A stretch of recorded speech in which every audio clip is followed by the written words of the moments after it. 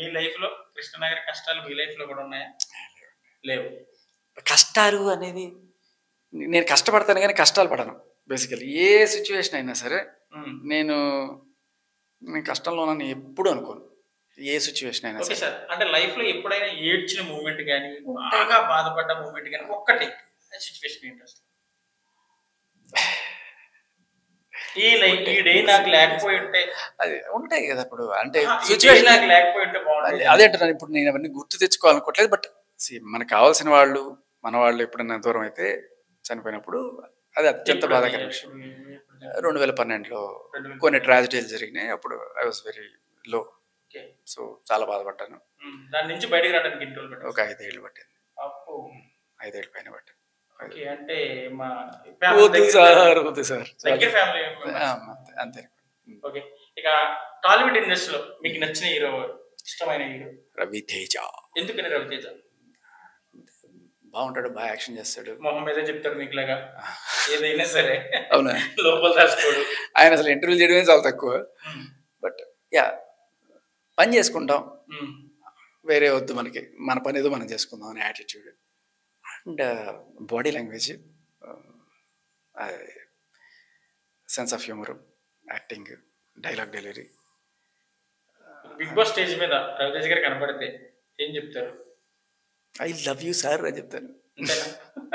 ఒకవేళ బిగ్ బాస్కి వెళ్తున్నారు, మీరే విన్నర్ అయ్యి ఆయన చేతుల మీదుగా మెమోంటో తీసుకుంటే అసలు ఏంటి పరిస్థితి?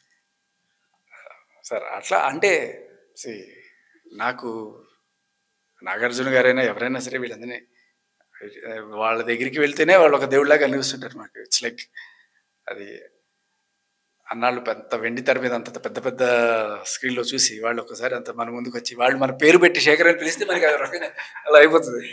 సో అంటే అది మీరు ముందు ఊహించలేరంటే అంతే. ఇప్పుడు నాగార్జున గారిని ఫస్ట్ టైం చూస్తున్నారా, లేకపోతే ఆల్రెడీ చూసారా? ఆల్రెడీ మాట్లాడారా? 2 సార్లు ఇంటర్వ్యూ చేసి ఒకసారి స్టేజ్ మీద నేను కంపేరింగ్ చేస్తున్నప్పుడు ఆయన వచ్చారు. ఓకే. అయితే ఇప్పుడు చూస్తున్నారు, థర్డ్ టైం చూస్తున్నారు, ఏం చెప్తారు? ఫోర్త్ ఆర్ ఫిఫ్త్ టైం చూస్తున్నారు, ఏం చెప్తారు? అవి గుర్తు చేస్తాను, అవి గుర్తు చేసి మాట్లాడతారు. దీని శేఖర్ సార్ చెప్తారు. ఓకే, ఫైనల్ గా సో మన ఆడియన్స్ కి, మీ ఫ్యాన్స్ కి, ఈ మధ్య మీకు బాగా ఫ్యాన్స్ ఎక్కువ ఉన్నారు కాబట్టి వాళ్ళందరికీ బిగ్ బాస్ వెళ్తున్నారు కాబట్టి ఒక మాట చెప్తున్నాను. ఓకే, ఫస్ట్ ఆఫ్ ఆల్ మీ అందరికీ ఎవరైతే ఈ ఇంతకుముందు నేను చేసిన యూట్యూబ్లో కావచ్చు, వీటిలో నేను చేసిన పోరాటం, దాంట్లో నేను దెబ్బలు తిన్నాను, తిట్లు తిన్నాను, దాడులు చేయించుకున్నారు, భయపెట్టారు, కేసులు పెట్టారు, ఇన్నైనా కూడా మీరందరూ నా వెనకాల బలంగా నిలబడ్డారు. ఒక్క మాట చెప్తాను, వీళ్ళందరూ నాకు ఎంత హెల్ప్ చేశారు.